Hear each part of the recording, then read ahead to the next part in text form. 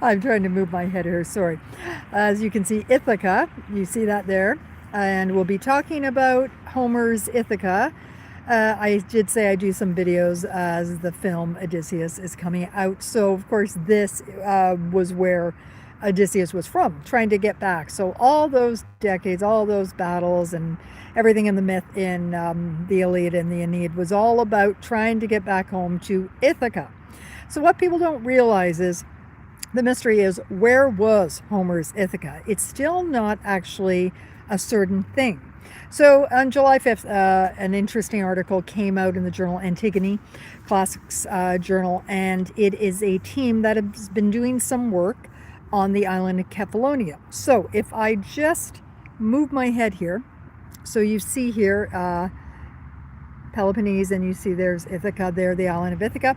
Over here, you're getting into Kefalonia right there. So it'd be on my left. If you're looking on the screen, you want to look on the left. So above me, you'll see another island. So anyhow, Kefalonia is what I'm going to be talking about. Not surprisingly, Ithaca. Now, it is tied to Ithaca, of course, and where it possibly could be. So this article that came out by Professor James Diggle and Professor Underhill, they're from, I believe, the University of Cambridge and Edinburgh.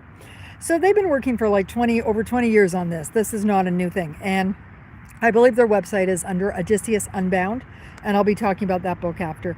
So essentially what they are trying to prove is that Ithaca might not have been an island. So the assumption always is that Ithaca was an island. So Odysseus is trying to get back to an island. But Homer doesn't call it an island. That's what's interesting. He refers to it as Gaia, which it means land, and also Demos, so like a region or a country that you're from. So he doesn't necessarily say. Odysseus does talk and sort of give clues as to where it is. He says it faces west, it's low-lying versus mountainous.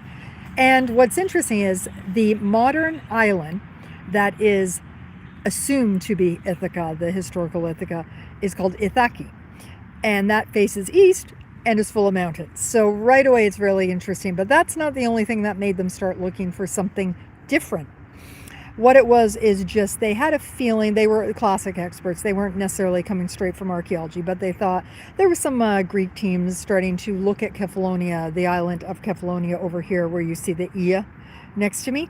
And what they were looking at was, could there possibly be some late Bronze Age or early Bronze Age sites there? And sure enough, they found what looked like a harbor from the early Bronze Age. Okay, so if we go back to it, essentially, there is a site, an area called Peliki on the island of Kefalonia. And to summarize really quickly, the team believes that is a good candidate for Ithaca, for Homer's Ithaca versus Ithaca. Okay, so they're kind of ruling out that it isn't Ithaca, but more work needs to be looked at. So they've already been working on this and doing some excavation work, and they found the harbor, a harbor. Okay, they believe it dates back to the early Bronze Age. So this goes back to also this book I mentioned, and I have to look his name up. I'm sorry. This is a great academic name, Professor Robert Biddlestone. I mean, he's obviously British. You cannot make that name up. I did not have a Professor Biddlestone, but I had a few other cool professors. So he had written a book quite a few decades ago called Odysseus Unbound, like the website I mentioned to you to pursue more information further. And what this book again argued was that it is not Ithaca for ancient Ithaca at all. That he was intrigued with Kefalonia and felt there was something there.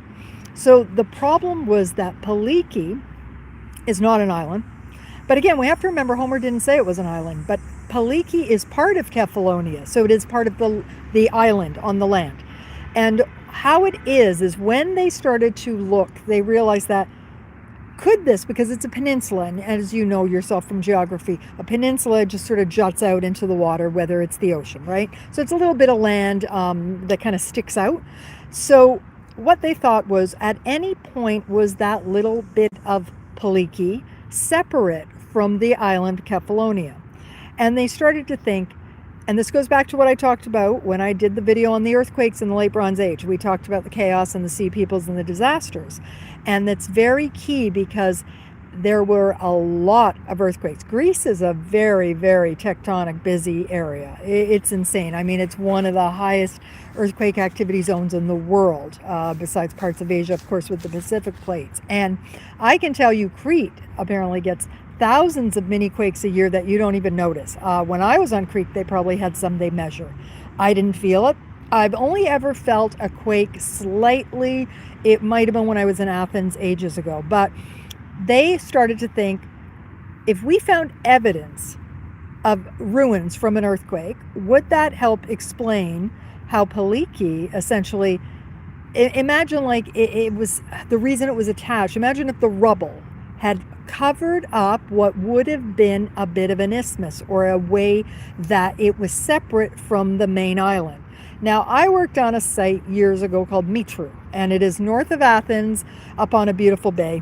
It was quite lovely. I loved working up there, and that was also a Bronze Age site, and found some really interesting stuff. So what was neat about Mitru is that when I took the job to help survey and help teach the kids at the field school surveying, they had told me that you walk over in the morning from the beach. So basically the tide pulled back and you walk over a little bit of rubble, and it's not like a nice even path, but it was only one day the water might have been up a little higher, but it's easily walkable. Carry all the gear over to the little islet, so the isthmus, and you work there during the day doing the archaeology, the excavations, and we would pack up because of heat and stuff.